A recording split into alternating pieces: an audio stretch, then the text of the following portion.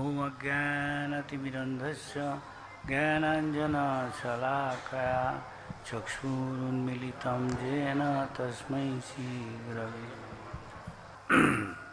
वन्देऽहं श्रीगुरुश्रीयुतपदकमलं श्रीगुरून् वैष्णवांश्च श्रीरूपं साग्रजातं रघुनाथान्वितं तं सजीवं साद्वैतं सावधूतं परिजनसहितं कृष्णचैतन्यदेवं श्रीराधाकृष्णपदान् सहगणा ललिता श्रीविशाखान्वितं च तप्तकाञ्चन गौराङ्गी राधे वृन्दावनेश्वरी विश्वभानुसुते देवी प्रणमामि हरिप्रिये। हे कृष्ण करुणा सिन्धु दीनबन्धु जगत्पते गोपेश गोपिकाकान्त राधाकान्त नमस्तुते। श्रीचैतन्यमनोभीष्टं स्थापितं येन भूतले स्वयं रूपकदा मह्यं ददाति स्वपदान्तिकम्। वाञ्छाकल्पतरुभ्यश्च कृपा सिन्धुभ्येव च पतितानां पावनेभ्यो वैष्णवेभ्यो श्रीकृष्ण चैतन्य प्रभु नित्यानंद श्री अद्वैत गदाधर शिवासादि गौरभक्तवृंद। हरे कृष्णा कृष्ण कृष्ण हरे हरे हरे राम राम। आज के अद्वैत भगवान अद्वैत आचार्येर आविर्भाव दिवस। तो আমাকে বলা হয়েছে অদ্বৈত আচার্যের আবির্ভাব সম্বন্ধে বলতে। আমি জানি না, আমার বয়স হেতু আর অত মনে থাকে না, সুতরাং যা মনে আসছে বলছি এবং দরকার হলে দেখে নেব। আর সময় থাকলে হয়তো শ্রীমদ্ ভাগবতম প্রভৃতি প্রভুপাদ পড়তে পড়েছেন, তো আমাদের পড়ব। তো অদ্বৈত আচার্য হলো এখন যেটা বাংলাদেশের জায়গাটার নাম সিলেট ডিস্ট্রিক্ট, বড় আগে সেটার নাম ছিল শ্রীহট্ট। হট্ট মানে হাট, শ্রীহট্ট, শ্রী লক্ষ্মী। সেখানে খুব সুন্দর জায়গাটা, যারা সুযোগ পাবেন যাবেন। মেঘালয় রয়েছে ভারতের, এখন তো ভাগ হয়ে গেছে। আগে একটা ছিল, বাংলাতে ভাগ হয়ে গেল, ইন্ডিয়া পাকিস্তান, পূর্ব বাংলা, পশ্চিম বাংলা, তারপরে হলো বাংলাদেশ। তো বাংলাদেশের সেই জায়গাটা সিলেট নাম দিয়েছে, আগে ছিল শ্রীহট্ট। সেখানে মহাপ্রভুর ভগবান যখন আবির্ভূত হন তার সঙ্গে সঙ্গে তার পার্শ্বর্য আসে আগে পরে, তার লীলা পুষ্টির জন্য, তার লীলায় সহযোগিতা করতে। তো মহাপ্রভু যখন ওখানে আসেন, তা একটা বাংলা, তো তখন মহাপ্রভুর আগে মহাপ্রভু ওখানে আবির্ভূত হননি, এখানে এদিকে মায়াপুরে। তার আগে তার পূর্বপুরুষরা ওখানে ছিলেন। আর সেরকম অদ্বৈত আচার্য, আরও অনেকে, মাধবেন্দ্র পুরী, শ্রীবাস ঠাকুর, পুণ্ডরিক বিদ্যানিধি, আরও অনেকেরই মহাপুর পাশে ওইদিকেও ছিল, আবার এইদিকেও। এ বাংলায় এখন এ বাংলা ও বাংলা বলছে, আগে একটাই বাংলা। তো যাই হোক, সেখানে খুব সুন্দর জায়গাটা, এখনও ভক্তরা সুযোগ পেলে যাবেন। একদিকে মেঘালয়ের পাহাড় থেকে নেমে আসছে একটা নদী, যেই নদীটা নেমে এসছে সেই জায়গাটা নাম হচ্ছে লাউর। শোনা যায় সেখানে এক রাজা ছিলেন, তার বিশিষ্ট ভাইদের গুরু পুরোহিত ইত্যাদি ছিলেন। তা কেন বলে শ্রী কুবের পণ্ডিত, এবং তার সহধর্মিনী ছিলেন হচ্ছে নাভা দেবী। তার পরিবারে তার সন্তান রূপে আবির্ভূত হন। হ্যাঁ, প্রথমে তার নাম ছিল কমলাক্ষ। কমল মানে খুব সুন্দর, বাপ মা নাম দেয় ছেলে মেয়ের, পদ্মের মতো চোখ, যেমন ভগবানের নাম, ভগবানের পদ্মলোচন। হ্যাঁ, পুণ্ডরিকাক্ষ, পুণ্ডরিকাক্ষ মানে যার চোখটা পদ্মের মতো, কমল নয়ন, পদ্মনেত্র, ভগবানের চোখ খুব সুন্দর, তাই তার নাম ছিল কমলাক্ষ। সেটা সময় হচ্ছে বলতে গেলে দেখছি না, মনে থাকে না এইসব। সময়টা ছিল বাংলার শকাব্দ 1355, ইংরেজিতে 1434 খ্রিস্টাব্দ। তাই কমলাক্ষ ছোটবেলা থেকেই অনেক লীলা করে, সেগুলোতে যাচ্ছি না, কিন্তু বইয়ের মধ্যে নেই, পৌপাদের বইয়ের সংক্ষেপে যেসব বলে, যা মনে হয় সেগুলো বলছি কমন সাধারণভাবে, তত্ত্বর দিকে যাচ্ছি না, আমরা বুঝি না এইসব অনেক কিছু। কমলাক্ষ সে ছোটবেলায় ওখানে ছিলেন না, তিনি এখানে চলে আসেন শান্তিপুরে। তার বর্ধিষ্ণু পরিবার, ধনী, সুতরাং ব্রাহ্মণ, তার বাবা ছিল একজন শ্রেষ্ঠ ব্রাহ্মণ, হে কেন বলে কুবের পণ্ডিত। তাই তার ছেলে কোনো কারণে এখানে চলে আসেন শান্তিপুরে, এদিকে বাসা করেন, এবং সঙ্গে সঙ্গে মায়াপুরেও তাদের গৃহ ছিল। শান্তিপুর কখনো কখনো মায়াপুর থাকতেন। এখন এক সময় তার মা, যেমন হয় সাধারণত বয়স হলে অনেকেই তীর্থস্থানে যায়, ওটাকে বলে, ওখানে তো আসল গঙ্গা প্রবাহিত হচ্ছে না ওই দেশটায়, তার ইচ্ছা ছিল হ্যাঁ তীর্থ করবেন বা গঙ্গা স্নান করবেন ইত্যাদি। জানতে পেরে ও যেতে চান, তো মা, ছেলে জানতে পেরে মাকে বলেন তিনি যে তোমার কেন বলে মা, তোমাকে নবদেবীকে বললেন তোমাকে ওই সব জায়গায় যেতে হবে না, তত দূর দেশে কেন তুমি যাবে, এখানেই সব কিছু আছে, যেখানে ভগবান, তিনি তো ঈশ্বর তত্ত্ব, সেই পঞ্চতত্ত্বকাম কৃষ্ণ, আমরা জানি পঞ্চতত্ত্বের যে তত্ত্ব, হ্যাঁ সত্য, হ্যাঁ সেটা কি না, পঞ্চতত্ত্বকাম কৃষ্ণ ভক্ত রূপ স্বরূপ। ভক্তের ভাব নিয়ে তিনি লীলা করেন বলে চৈতন্য মহাপ্রভু হল ভক্ত রূপ। কৃষ্ণই 5টা রূপে আসছেন, চৈতন্য মহাপ্রভু ভক্ত রূপ, নিত্যানন্দ ভক্ত স্বরূপ, অদ্বৈত ভক্ত অবতার, কিন্তু 3জনই তত্ত্বত ঈশ্বর তত্ত্ব। তাদের পায়ে চরণ তুলসী দেওয়া যায়, কিন্তু পঞ্চতত্ত্বে অন্য 2জন যে আছে তাই দিতে নেই, না একজন শক্তি তত্ত্ব ইত্যাদি, একজন ভক্ত অবতার। এসব তত্ত্ব আমাদের জানা উচিত, যারা বিশেষ করে ভক্ত বলে তত্ত্ব বিচার। ভগবান বলেছেন ভগবদ্গীতায় কি ভক্তই আমাকে জানতে পারে তত্ত্ব, কিন্তু জানা ভগবানকে কঠিন। মনুষ্যানাম সহস্রেষু, মানুষদের মধ্যে আমরা ভাবি হাত পা এসব থাকলেই মানুষ হয়ে গেল, মানুষ না, তা না। মধ্যাচার্যের মতে যতক্ষণ না আমি এইসব মানুষকে বলা হয়েছে দ্বিপদ পশু, যতক্ষণ না আমি নিজেকে জিজ্ঞেস আমি কে এসব না জিজ্ঞেস করে, অধিকাংশই তারা শাস্ত্রের দৃষ্টিতে দ্বিপদ পশু বা গোখর, গরু আর গাধা। কারণও আছে কেন বলছে গরু গাধা, কেন তাদের বলছে, অনেক সময় তুলনা করছে তাদের, অধিকাংশ কর্মী যারা তাদের তুলনা করছে গাধার সাথে, আবার কেউ কে উটের সাথে, কেউ কে শূকরের সাথে, আরেকটা কেউ কে 4টে জিনিস বলেছে। অধিকাংশ লোকই এই স্তরে আছে, যতক্ষণ না এইসব জিজ্ঞেস করছে। এটাই আমাদের আচার্যরা বলেছেন, শাস্ত্রও বলছে।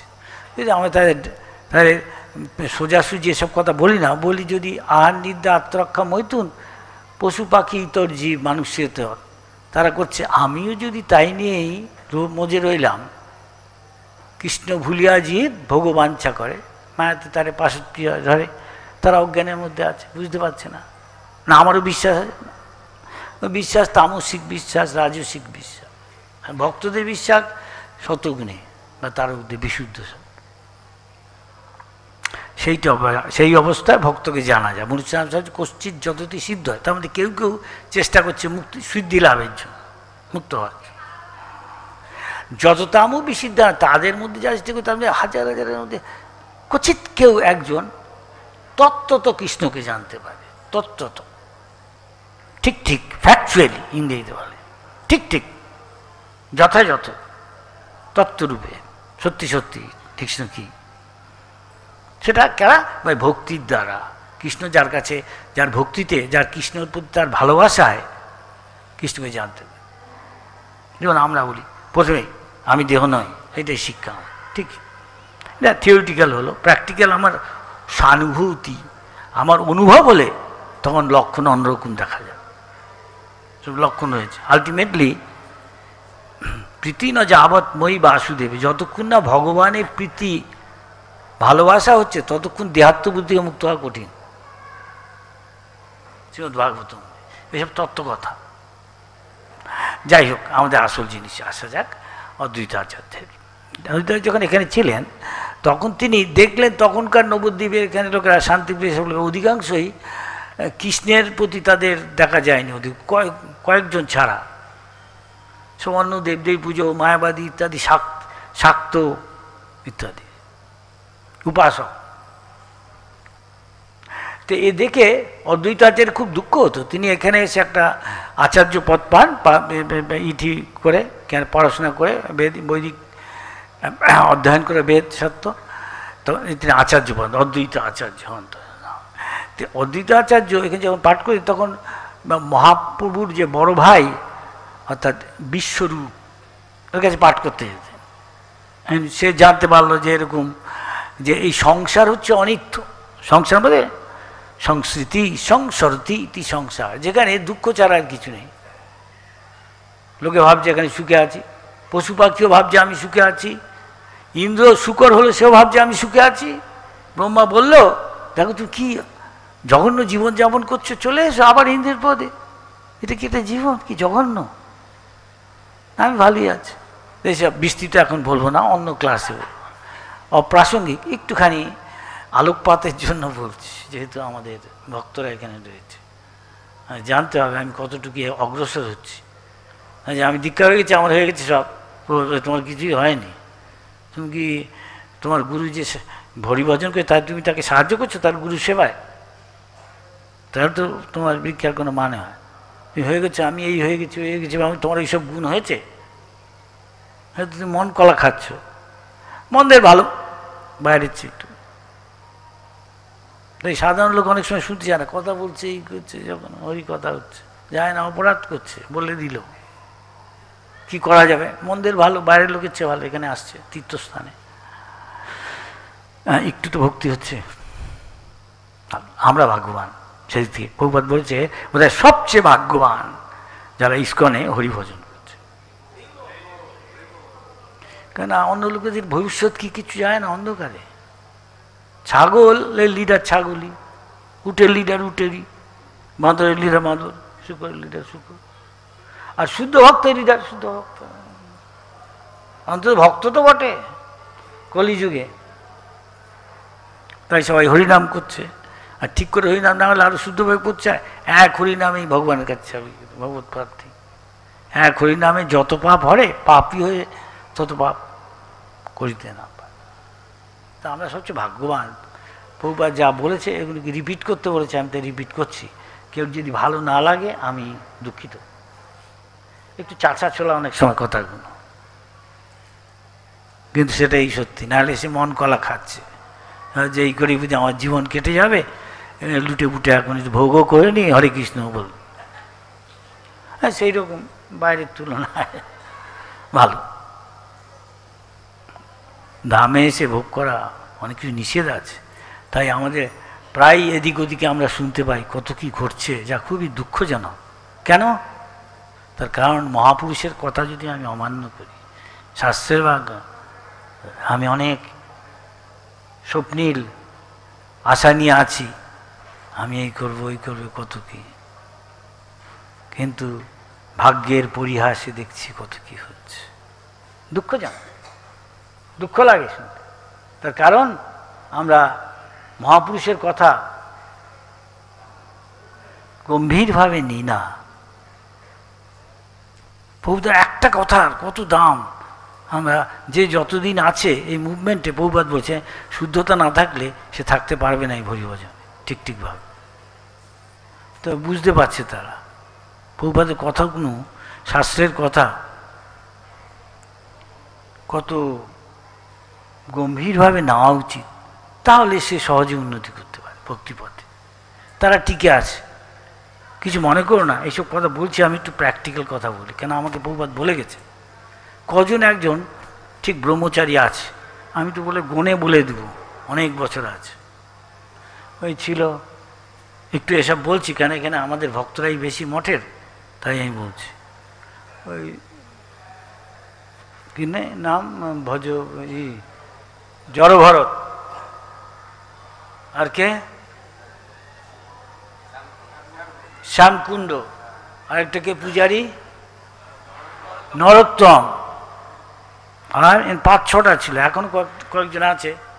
হ্যাঁ, মুরারি আছে না, আরেকটা সন্ন্যাস নিবে বলেছিল। মহারাজের ইচ্ছা ছিল দেওয়ার, ওর দুঃখ অন্যেরা বাধা দিচ্ছে। দেখ এইসব ভিতরের কথা আমি বলতে চাই না, কিন্তু বলছে এই কারণে, আমাকে প্রভুপাদ বলেছে বলে দেখো তো এরা যেন ব্রহ্মচারী থাকে। আমার কর্তব্য আমি পালন করছি, কেউ ভাল লাগুক না লাগুক, আমি সরি। কঠিন কলিযুগ, চারপাশে পরিবেশ যা, এমনকি কট্টর ব্রহ্মচারী শুদ্ধ সেই কর্ণাকুজ নাকি কোথায় কনুজ, সেই অজামিল, তো ও মন কন্ট্রোল করেছে, ইন্দ্রিয় কন্ট্রোল করেছে, সুশীল, খুব ব্যবহার চমৎকার, বাবা যা বলছে সে করছে, কি চমৎকার ছেলে।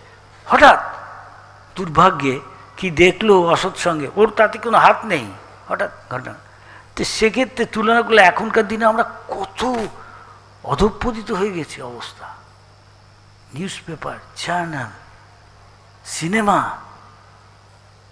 টেলিভিশন, এখন স্মার্টফোন।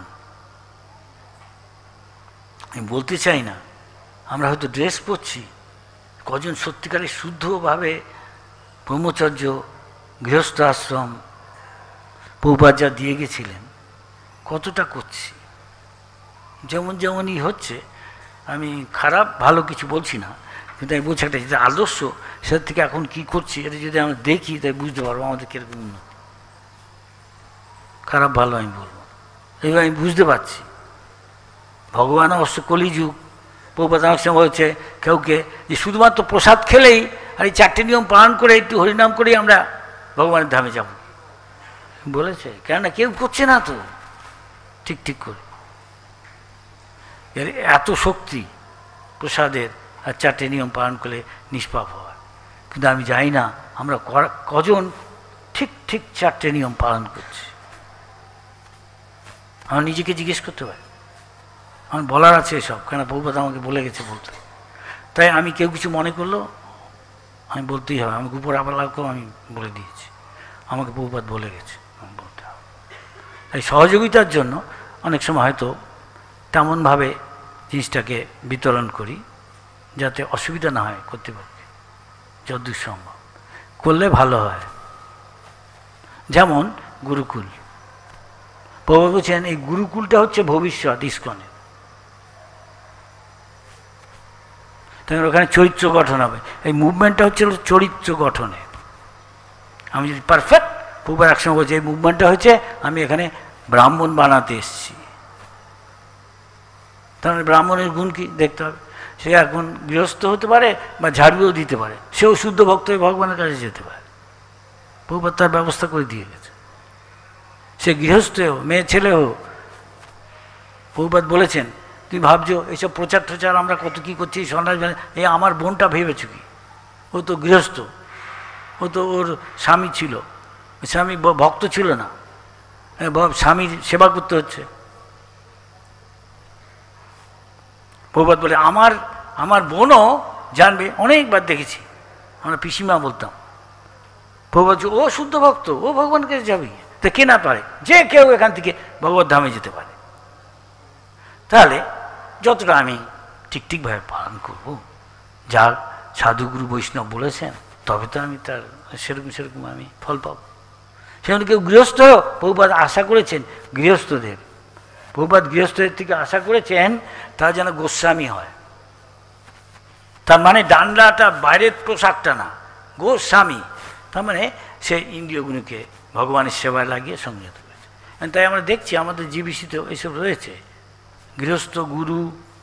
এমন প্রভুপাদ বলেছেন এই যে সবচেয়ে বড় বডিটা রয়েছে, সংগঠনটা, পরিচালকবর্গ, এরা হলো যারা টপ বৈষ্ণব, যারা সবচেয়ে বড় বৈষ্ণব, সে ওই পদটা নেবে এবং সেই পদে সেই ভূমিকায় সে কাজ করবে। তার কাজ হবে অভিভাবকের, কোথায় কি হওয়া উচিত বলে দেবে, এটা ঠিক হচ্ছে না, অভিভাবকের কাজ। মন্দিরে গিয়ে সন্ন্যাসী হরিকথা বলবে, যাও বলো, যে পারফেক্ট ব্রাহ্মণ তার সন্ন্যাসী হওয়ার যোগ্য, প্রভুপাদ বলেছেন। ঠিক ব্রাহ্মণের গুণসম্পন্ন। ব্রাহ্মণের কি জানো, মনটাকে সবসময় ভগবানের চিন্তায় রাখা। যেমন আদর্শ প্রভুপাদ বলেছেন, এই রাজা কি ওর নাম, হেঁটে যাচ্ছে মন্দিরে, এই প্রভুপাদ উদাহরণ দিয়েছেন, মহারাজ অম্বরীশ, তাকে এত বড় সন্ন্যাসী, তার কত হাজার শিষ্য, তার পায়ে এসে লুটিয়ে পড়তে হল। কেন? সন্ন্যাসীদের চেয়ে বড় হচ্ছে বৈষ্ণব, যে শুদ্ধ বৈষ্ণব। বৈষ্ণব এই আশ্রমের বাইরে, বর্ণাশ্রমের বাইরে, এই নির্গুণ অবস্থায়। সুতরাং যে কেউ শুদ্ধ বৈষ্ণব হতে পারে, তার ব্যবস্থা আচার্যরা করে দিয়ে গেছেন। তুমি এই গুণসম্পন্ন হও, তুমি শুদ্ধ বৈষ্ণব। অদ্বৈত আচার্য গৃহস্থ, আদর্শ গৃহস্থকে শিক্ষা দিচ্ছেন, আর সেখানেও আরেক সন্ন্যাসীকে দেখছি আমরা, তিনি টপ সন্ন্যাসী, অবধূত। অবশ্য তিনি ভগবান নিত্যানন্দ, তো সবাই তাকে বুঝতে পারে না, তার আচার ব্যবহার এরকম, কিন্তু তিনি চৈতন্য মহাপ্রভুর থেকে অভিন্ন বলছে। নিত্যানন্দ আমার থেকে অভিন্ন, আমি আর নিত্যানন্দ কোনো পার্থক্য। আবার অদ্বৈত, তিনি বলছেন মহাপ্রভু যে আমার দেহ, অদ্বৈতের গুণগান করছে মহাপ্রভু। এক জায়গায় অসত্য বলছে, ভারী সুন্দর। ভগবান বলছেন অদ্বৈত সম্বন্ধে, মহাপ্রভু স্বয়ং অদ্বৈত আচার্যের গুণ মহিমা কীর্তন মুখে, চৈতন্য চৈতামৃত, হ্যাঁ, অন্তলীলায় বলছেন, অদ্বৈত আচার্য গোসাই সাক্ষাৎ ঈশ্বর, তার সঙ্গে আমার মন হইল নির্মল। মহাপ্রভু সবসময় তার ভক্তের গুণগান করেন। প্রভুপাদও তার শিষ্যদের খুব গুণগান করতেন অন্যের কাছে, কিন্তু প্রাইভেটলি তিনি তাদের সামনে তাদের তিরস্কার করতেন, শিক্ষা দিতেন, ভালোবাসতেন। একদিকে গুরু অনেকটা পারমার্থিক পিতার মতো, পিতার কাজ সন্তানকে শিক্ষা দাও, আর গুরু তিনি ভগবানের প্রতিনিধি, তার সাথে গম্ভীর সম্পর্ক, তার কথা খুব গম্ভীরভাবে নেওয়া, তাকে দেখা আর ভগবানকে দেখা একদিক দিয়ে একরকম, এক দৃষ্টিতে দেখলে, পারমার্থিক দৃষ্টিতে। তিনি সাক্ষাৎ হরিত্বে সমস্ত শাস্ত্রী, আমরা কজন সেটা দেখছি। যখন দেখব গুরুর কথা আর ভগবানের কথা, গুরুর কথাকে যেমন বিশ্বাস, ভগবানের কথা যেমন বিশ্বাস, অভ্রান্ত হবেই। তিনি তার কথাগুলো বলছেন, তার কথাটা সেভাবে সিরিয়াসলি নিলে ফল সেরকম হবে। যস্য দেবে পরাভক্তি যথা দেবে তথা গুরু।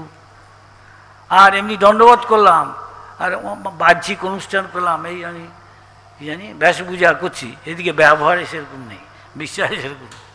এই আজকে আমি বলছি, গুরুমুখ পদবাক্য করতে চিত্তেতে করিয়া ঐক্য, আন্না করিয়া মনে আর। সত্যিকারের যে গুরু, তারকে প্রভুপাদের কথাগুলো আমি যদি করি, তবে দেখবো তার কি ফল। প্রভুপাদ চলে গেছেন, কিন্তু তার কাছে মনে হবে না প্রভুপাদ চলে গেছে, সে কি সঙ্গেই আছে যতক্ষণ তার কথায় পূর্ণ বিশ্বাস ভগবানের মতো করে কার্য করে যায়। সর্বশাস্ত্রে কৃষ্ণ ভক্তে নাহি যার সম, সমস্ত শাস্ত্রে এমন কৃষ্ণ ভক্ত তার সমান কেউ নেই। অতএব অদ্বৈত আচার্য তার নাম, যাহার কৃপাতে ম্লেচ্ছের হয় কৃষ্ণ ভক্তি। যাহার কৃপা বলে ম্লেচ্ছেরও কৃষ্ণ ভক্তি হয়ে যায়, কৃষ্ণ প্রেম হয়। কে কহিতে পারে তার বৈষ্ণবতা শক্তি। তাই চৈতন্য মহাপ্রভু যখন সন্ন্যাস নিয়ে ভাবছে আমি বৃন্দাবনে যাব হচ্ছে, তখন নিত্যানন্দ আর অদ্বৈত একটা চমৎকার লীলা আছে, তাকে মহাপ্রভুকে চিট করে, তাকে ট্রিক্স করে তাকে নিয়ে এলো শান্তিপুরে, যাতে মা শচী মা তার সন্তান বিরহে নিমাইকে দেখার জন্য রয়েছে তা মায়াপুরে, হ্যাঁ, গভীরভাবে অনুভব করছে সন্তানের বিরহ।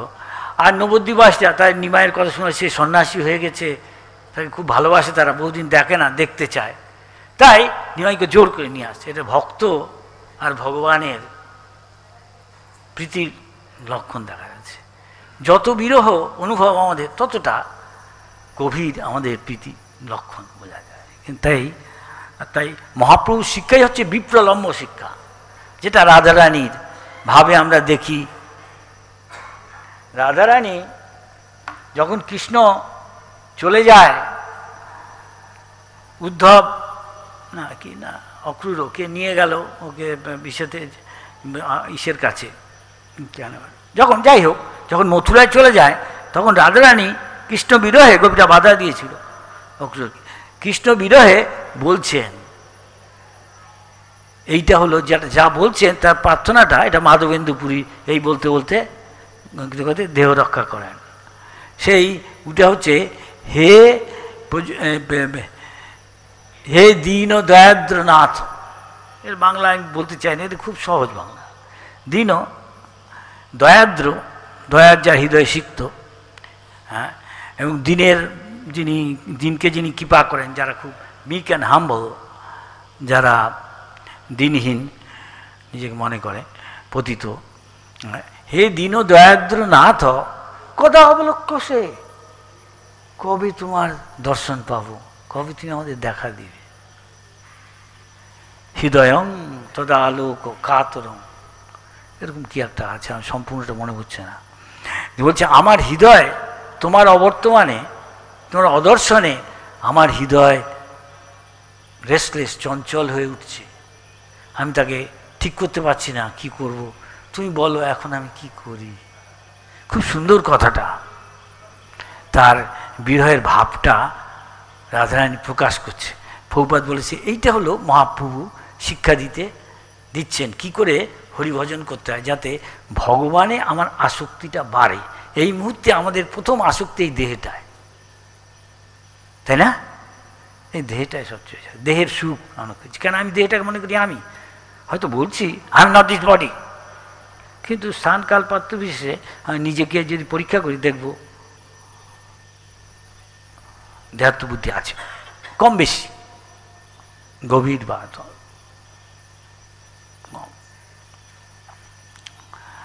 তাই সেটা মহাপ্রভু শিক্ষা দিয়ে এলেন ভক্তরূপ। তাই বলছে ভক্তরূপ, আদর্শ ভক্ত কিরকম হবে দেখাচ্ছেন। হয়তো এটা খুব আমাদের কাছে অনেক উচ্চ, তাও প্রভুপাদ বলছেন, হ্যাঁ, তুমি যদি এমএসসি ফার্স্ট ক্লাস ফার্স্ট হতে চাও, স্কুল থেকে ভালো রেজাল্ট করো। তা আমি করব না, আমি ভক্ত হব তিলকমালা দিয়ে, তাহলে কলিযুগে অনেক আছে ভক্ত, নিজেকে ঠকাচ্ছে, কলি চেলাবান, কথাগুলো একটু শক্ত, কঠোর, কর্কশ, সত্যি কথা বলতেই হবে। Truth must be told for the sake of the truth, ইংরেজিতে বলে, আমাদের ভালোর জন্যেই। ভালো কথাটা অনেক সময় হজম করতে একটু কঠিন, কিন্তু বাস্তব সত্য, তার সম্মুখীন আমাকে হতেই হবে। চোখ বুঝলেই আমি এড়াতে পারবো না, আমাকে বিপদ আসছে, আমি চোখটা বুঝে গেলাম, আমি ভাবলাম বিপদ থেকে মুক্ত হয়ে গেলাম, তা তো হবে না। You must die all of us. তো চৈতন্য মহাপ্রভু আমাদের আচার্যরা বলে গেছেন শেষ বাণীতে, ভক্তি সিদ্ধান্ত সরস্বতী ঠাকুর, আমরা বেশি দিন এই জগতে থাকবো না, যে কোনো সময় এক মুহূর্তে। মহারাজ পরীক্ষিত 7 দিন ছিল, আমরা 7 সেকেন্ড কেউ থাকবে কিনা বলা যায়, যে কোনো মুহূর্তে। এই বলতে বলতে আমার হার্ট অ্যাটাক হতো, আমার হার্টের রোগ আছে, কিন্তু যদি হরিনাম করতে করতে হরিকথা বলতে যাই, ভাগ্যবান। তাই 24 ঘন্টায় যদি হরির নাম রূপ গুণ দিলে আমরা তন্ময় থাকি, তাকে বলে ভক্ত।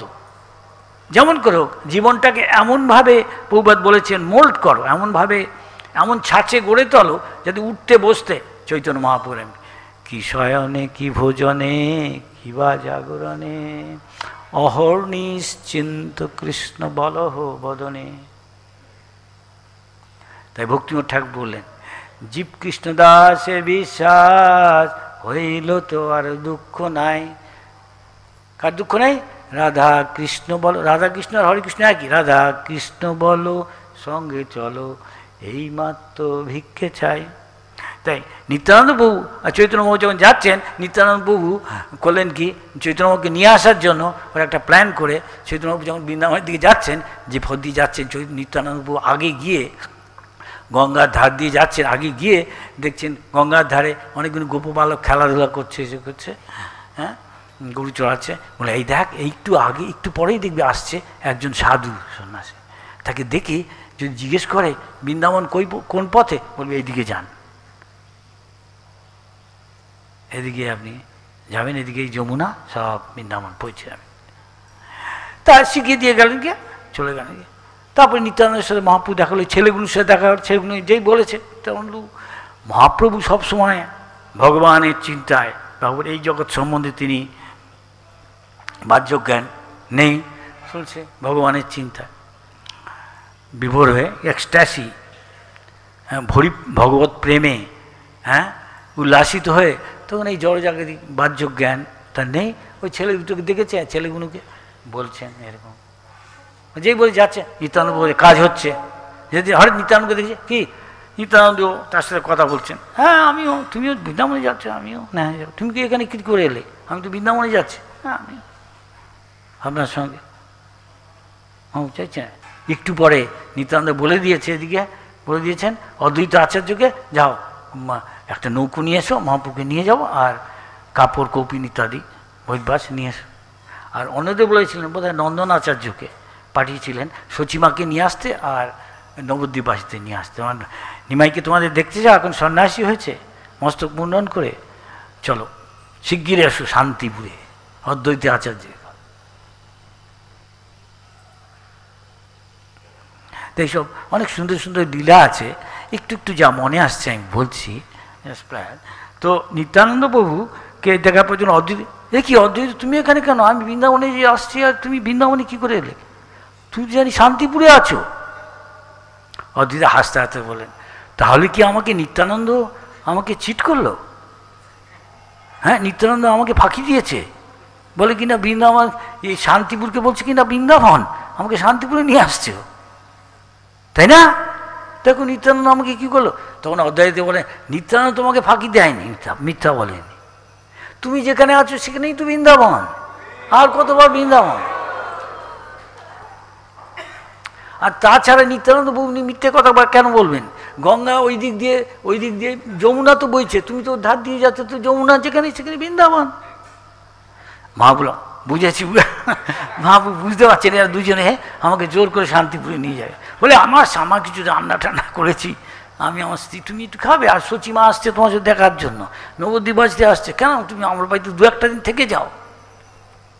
ভক্তের ভক্তিতে ভগবান থাকতে পারে না, ভক্তি ভগবানের চেয়ে শক্তিশালী হচ্ছে ভক্তি, আছে না শুদ্ধ ভক্তির 6টা লক্ষণে, কে জানো 6টা লক্ষণে? একটা হচ্ছে যে হ্যাঁ কৃষ্ণ আকর্ষণী, কৃষ্ণ সবচেয়ে সর্বাকর্ষক, কিন্তু ভক্তের ভক্তি কৃষ্ণকে পর্যন্ত আকর্ষণ করে, ভগবান থাকতে পারে। ভগবান নারায়ণ রূপে দাঁড়িয়ে আছে রাসলীলায়, এক জায়গায় লুকিয়ে আছে গোপীদের থেকে, আর যেই রাধা নিয়ে এসছেন তার ভক্তির তুলনা হয় না। কৃষ্ণ তখন নারায়ণ হিসেবে থাকতে পারছে না বিধিভক্তি, হঠাৎ করে সে দু হাতের বাঁশি দিয়ে এসে দাঁড়িয়ে, ঠিক সেই রকম। হ্যাঁ, এটা মহাপ্রভু থাকতে, মহাপ্রভু কিছুই না, কৃষ্ণ লীলা করছে এসে মহাপ্রভুকে, তার ঔদার্য লীলা করছে, যারা সবচেয়ে পরিচিত তাদের নিয়ে আসছে সে হরিভজনে। তাই সারা পৃথিবীর পুলিন্দ কি জানে বলে, অন্ধ্র পুলিন্দ পুক্কস আর এইসব শখ হুন এসব আছে, যারা এই যে মনে করে খুব মেটেরিয়ালিস্ট, সে চায়না মঙ্গোলিয়া, তারাও পর্যন্ত আসছে হরিনাম করতে এখানে এসে মহাপ্রভুর ভক্তদের সাথে, ভারতবাসীদের সাথে একসঙ্গে জয়সূচি নন্দন করতে। আমি দেখতে পাচ্ছি, এটা ভক্তরা দেখতে পারে। ভক্তিবিনোদ ঠাকুর ভবিষ্যৎবাণী বলে দিয়েছে, মহাপ্রভু যা বলছে শীঘ্রই হতে হতে যাচ্ছে। আমি দেখছি প্রভুপাদের কৃপায়, প্রভুপাদের শিষ্যদের কৃপায়, সব তার শিষ্য প্রশিষ্য তারা সবাই এইসব দেখতে পাচ্ছি চোখের সামনে মহাপ্রভুর লীলা হচ্ছে এখানে। এখনও সেই লীলা করে গৌর রায়, কোনো ভাগ্যবান দেখিতে পারে। সেই নয়, যারা এর মধ্যে আছে তাদের মধ্যে ভাগ্যবান আর কে আছে? প্রভুপাদ বলছে সারা পৃথিবীতে যারা ইস্কনে আছে তাদের মধ্যে বোধহয় ভাগ্যবান এরকম ঠিক ভগবানকে জানাচ্ছে।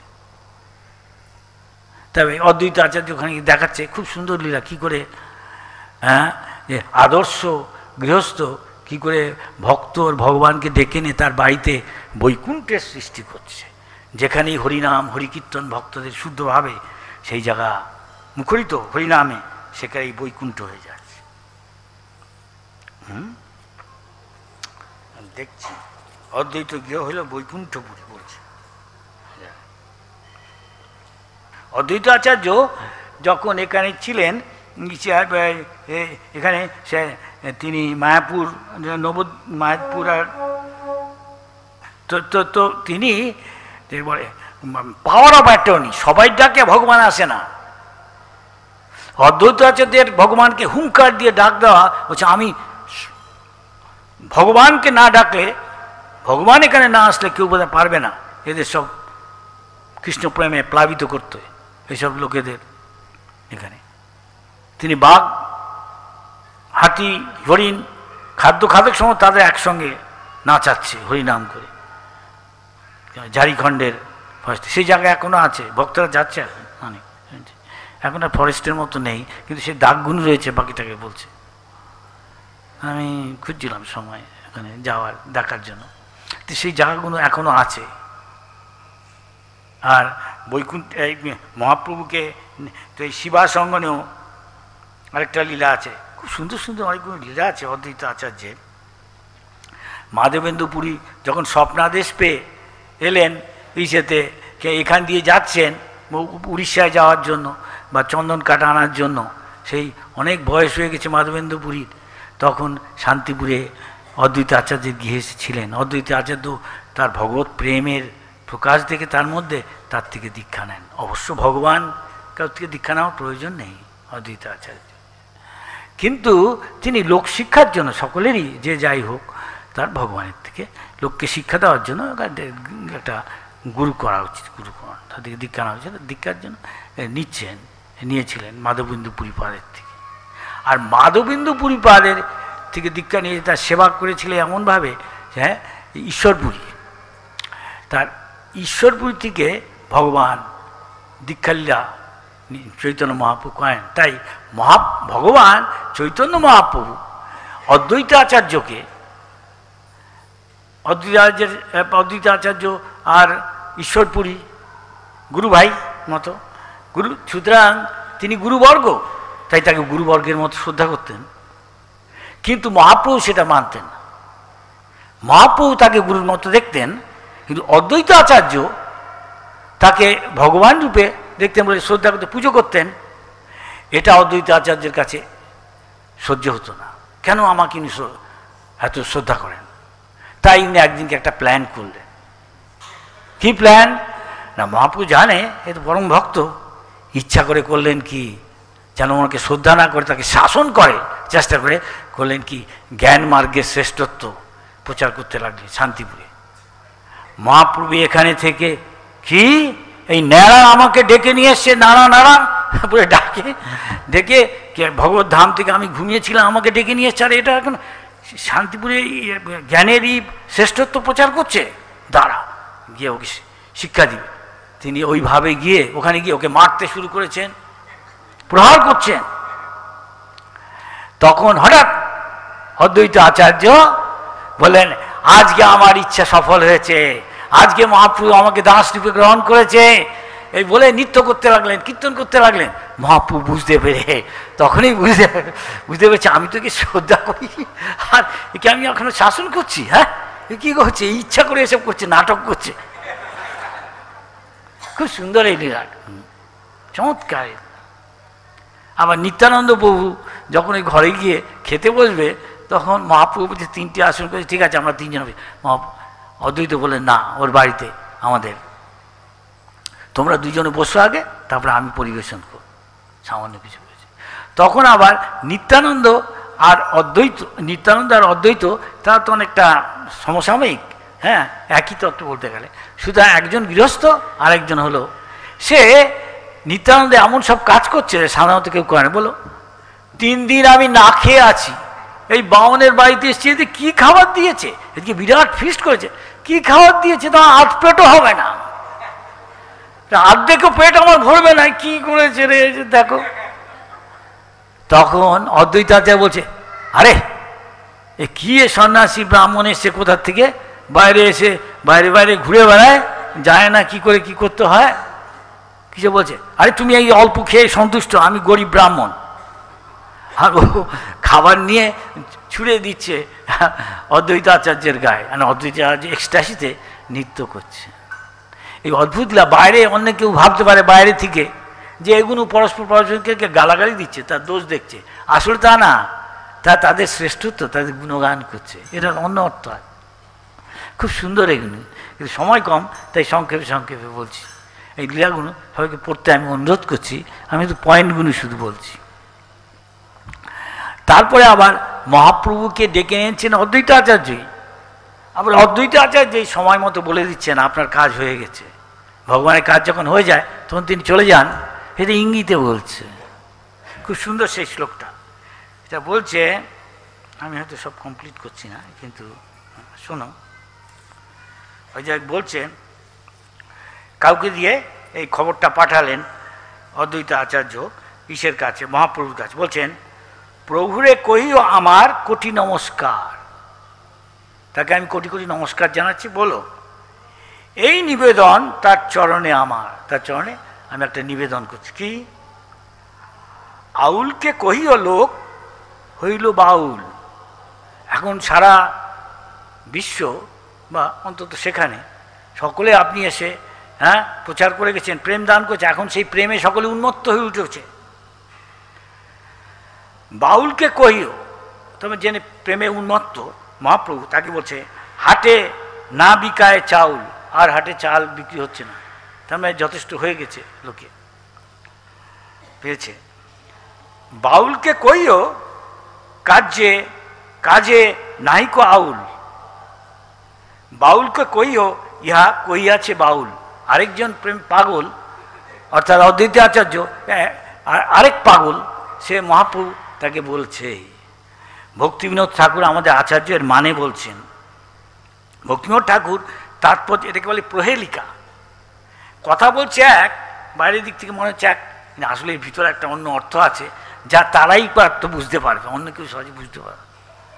এটা কি না, ভক্তিবিনোদ ঠাকুর বলছেন, মহাপ্রভুকে কহিও যে লোক প্রেমে উন্মত্ত হয়েছে, তার প্রেমের হাটে প্রেমরূপ চাল বিক্রির আর স্থান নেই, সবাই যথেষ্ট ভগবত প্রেম লাভ করছে। মহাপ্রভুকে কহিও যে আউল মানে প্রেমোন্মত্ত বাউল আর সাংসারিক কার্যে নেই, আর কেউ সংসারের আহার নিদ্রা আত্মরক্ষা মৈথুন না করে খালি ভগবত প্রেমেই উন্মত্ত হয়ে গেছে। মহাপ্রভুকে কহিও যে প্রেমোন্মত্ত হইয়াই অদ্বৈত এ কথা বলছে, প্রেমে উন্মত্ত হয়েই সেই কথাগুলো বলছে অদ্বৈত। আজ তাৎপর্য এই যে ভক্তিবিনোদ ঠাকুর বলছেন, প্রভুর আবির্ভাব হইবার যে তাৎপর্য ছিল, মহাপ্রভুর আবির্ভাব এই জগতে যে দরকার ছিল, যে কারণে তিনি এসেছিলেন, তা সম্পূর্ণ হয়েছে। এখন প্রভুর যা ইচ্ছা তাই করুন। তার মানে সেটা অস্পষ্ট রেখেছে, তার মানে তার এখন ইচ্ছা করলে তিনি আসতে পারেন, কিন্তু সেটা তো বলতে পারে না কেউ কে। এইভাবে বলছে, খুব সুন্দর। তো অদ্বৈত আচার্যের মহিমা এইভাবে মহাপ্রভু বলেছেন। শাস্ত্র বলছে তার যেমন অদ্বৈত আচার্য রঘুনাথ দাস গোস্বামীর পিতা বাপ গোবর্ধন মজুমদার নিষ্কপটভাবে অদ্বৈত আচার্যের সেবা করায় জন্য রঘুনাথ দাস গোস্বামী যখন অদ্বৈত আচার্যের গৃহে গেছিলেন, তিনি অদ্বৈত কৃপা পেয়েছেন। কী করেছিলেন না, তার পিতা সদা করে আচার্য সেবন, গোবর্ধন মজুমদার অদ্বৈত আচার্য অনেক সেবা করেছেন, এই জন্য অতএব আচার্য তারে হইলা পরসন্ন। এই জন্য আচার্য যখন মহাপ্রভুকে দেখার জন্য হরিদাস ঠাকুরের সাথে গেছিলেন ইসেতে অদ্বৈত আচার্যের ঘরে শান্তিপুরে, তখন আচার্য জেনে যে সে গোবর্ধন মজুমদারের ছেলে রঘুনাথ, তাই খুব কৃপা করে কী করেছিলেন, আচার্য প্রসাদে পাইল প্রভুর উচ্ছিষ্ট পাত। তখন মহাপ্রভুর যে উচ্ছিষ্ট ছিল খাবার খাওয়ার পর, সেগুলো সব উনি এই রঘুনাথকে দিয়েছেন। প্রভুর চরণ দেখে দিন 5-7 দিন ধরে মহাপ্রভুর চরণ দর্শন করতে পেরেছিলেন রঘুনাথ দাস। এখানে বলছেন মহাপ্রভু তার কত প্রিয় ছিল, বলছে জানা যায় অদ্বৈত আচার্য মহাপ্রভু কত প্রিয় ছিল। আইলেন আচার্য গোসাই মোরে কৃপা করি, প্রেম ঋণে বদ্ধ আমি শোধিতে না পারি। মহাপ্রভু অদ্বৈত গুণগান করছেন। মোর লাগি স্ত্রী পুত্র গৃহাদি ছাড়িয়া নানা দুর্গম পথলঙ্গি আইসেন ধাইয়া। তার মানে বৃদ্ধ বয়স হলেও তিনি তার পত্নী অনেক সময় সে পুরীতে যেতেন মহাপ্রভুকে দেখতে। কত কষ্ট তখনকার দিন, যাওয়া হেঁটে হেঁটে যেতে হয়। যেমন মাধবেন্দু পুরী ভগবান গোপাল তাকে পরীক্ষা করার জন্য ওই বছর অত বছর বয়সে তাকে বলছে আমার জন্য একটু চন্দন নিয়ে আসবে আমার। আর যেই নিয়ে এসছে আনতে গেছে, যে পৌঁছালেন যখন কত বাধা বিপত্তি, যখন আসছেন তখন আবার স্বপ্নে দেখালেন যে না তোমাকে আসতে হবে না, ওই খিচ্চর গোপীনাথকে তুমি ওই চন্দনগুণ লাগাও তাহলেই হবে। তাই ওখানে থেকেই তিনি শেষ জীবন কাটালেন ওই রাধারানীর ওই শ্লোকটা বলতে বলতে। এখনও তার সমাধি সেই খিচ্চর গোপীনাথে আছে। আমাদের ভক্তরা ওখানে যায়, মহান তীর্থ বলে গুপ্ত বৃন্দাবন, সত্যি গুপ্ত বৃন্দাবন, খুব সুন্দর জায়গা। অদ্বৈত আচার্যের যে পূর্বপুরুষের বাড়ি সেটা খুব সুন্দর জায়গা, প্রাকৃতিক। ভক্তরা যায়, ইস্কনের একটা সুন্দর মন্দির আছে, অনেক লক্ষ টাকা লোকে দেয়, দিয়ে হিসেবে মন্দিরটা হয়েছে। বেশ কিছু ভক্ত আছে, একটা নদী আছে। ও সেই অদ্বৈত আচার্য যেটা বলছিলাম, অদ্বৈত আচার্য তখন মায়াপুরে আসেনি বোধ হয়, তখন বলেছিল তো মাকে বলে মা তোমার ওখানে যেতে হবে না, আমি চিন্তা নেই, তুমি এখানে আস, তুমি গঙ্গায় চান করবে, আমি সমস্ত পবিত্র নদীদের এখানে ডাকছি। তো একটা কাশি বাজালে ঘন্টা বাজাচ্ছে, একটা নদীকে ডাকছে আর একটা নদী আসছে। তো এখনও ঠিক সেই দিনটায় ওইখানে বিরাট মেলা হয়, লোকে সব আসে স্নান করতে, এমনি পায়ে হেঁটে নদীটা পার হয়ে যায়। আমি নদীটা পার হলাম কয়েকবার, আমি 2-1 গেছি, যাওয়াটা একটু কঠিন ওই জায়গাটা, এখনই সরকার সহজ করে দিচ্ছে সিজনে, এমনিতেও স্থলপথেও যাওয়া যায়। আমি নৌকো করে কয়েকবার গেছি, বিরাট জলাশয় দিয়ে যেতে হয়, তা একটু যাওয়া কঠিন, কিন্তু গিয়ে পৌঁছলে খুব ভালো লাগবে। তো পায়ে হেঁটে যাচ্ছে গিয়ে হাঁটু জল ইত্যাদি ওই পাড়ে গিয়ে, কিন্তু এটা নদীর নিচে সেই রাজার রাজপ্রাসাদ বা অদ্বৈত আচার্যদের বাড়ি ঘরের এসব ইটি সেগুলো তুলে এনেছে, পাথরগুলো রয়েছে, কেউ গিয়ে দেখতে পারে। সেখানে এই বিরাট উৎসব হয়, লক্ষ লক্ষ লোক আসে, ইস্কন সেখানে গিয়ে প্রসাদ বিতরণ করে প্রতি বছর, যেমন নরোত্তম দাস ঠাকুর ওখানে করে উৎসবে, এখানে গিয়ে করে। সে কেউ সুযোগ পেলে বাংলাদেশে গেলে ওখানে দেখে আসতে পারে। লাউর নাম হচ্ছে লাউর,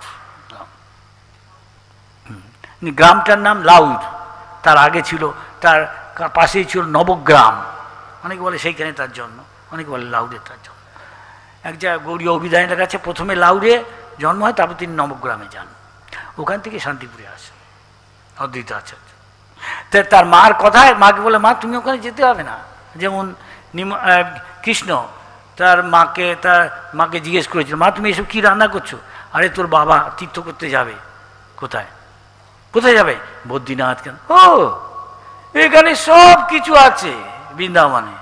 তা এখন তুমি বদ্রীনাথে যাও, খুব সুন্দর জায়গা, দেখবি পাহাড়ি, সেখানে পাহাড় আছে, সব কিছুই বদ্রীনাথের মতো সব কিছু আছে, দেখতে পারো। আমি অনেকবার গেছি, খুব ভালো লাগে যতবার যাই। খুব লোকজন কম, চারিদিকে পাহাড়, খুব সুন্দর। তিতাপ কুণ্ড নাকি একটা কুণ্ডের মধ্যে আছে জল, সেখানে চান করে, পাহাড় থেকে নেমে আসে। সেখানে বলে লোকেরা যে এখনও দেবতারা আসে, মানে আছে, কি সুন্দর গন্ধ। কেন বলে চন্দনের মতো গাছ আছে, উপরে গেলে দেখা, সেখানে অনেক লীলা আছে ভগবানের স্থান।